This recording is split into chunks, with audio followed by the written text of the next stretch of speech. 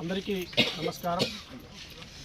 మేము పీచర గ్రామంలో మమ్మల్ని సర్పంచ్గా గెలిపిస్తే కొన్ని పనులు చేస్తామని హామీ ఇచ్చాము. అందులో భాగంగా పీచర గ్రామంలో కూరగాయల మార్కెట్ ఏర్పాటు చేయడం జరిగింది. అదేవిధంగా అక్కడక్కడ నీళ్ళ సమస్య కూడా కొన్ని చిన్న చిన్న పైప్ లైన్ వేయడం జరిగింది. మేము వేములపల్లిలో కూడా అక్కడ వాళ్ళకి ప్రాబ్లమ్స్ ఉంటే అక్కడ మేము పెన్షన్స్ కూడా అక్కడికి పంపించి ఇప్పిస్తున్నాము.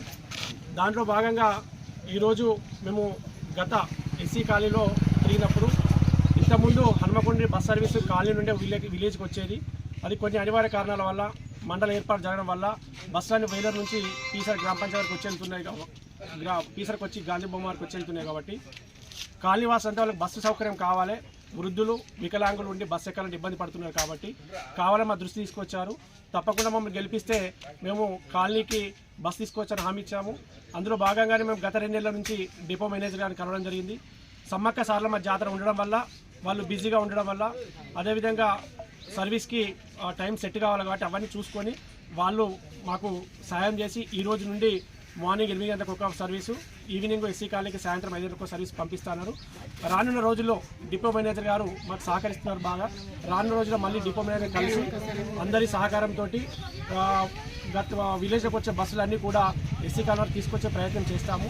కాబట్టి మాకు సహకరించిన డిపో మేనేజర్ గారికి, అదేవిధంగా డిపోలో సూపరింటెండెంట్ గారికి, మరియు ఈ గ్రామం నుండి డిపోలో పనిచేసే జూనియర్ అసిస్టెంట్ శేషగిరిరావుకి, మెకానిక్ గుడికంద సతీష్కి కూడా అందరికీ పేరు పేరున మేము ధన్యవాదాలు తెలియజేసుకుంటున్నాం.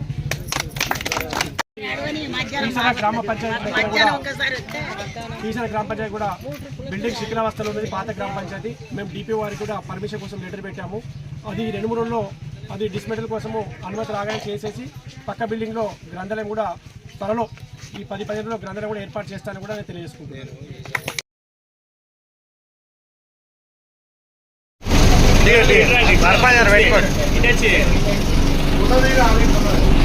ఆగరాదయ్యా.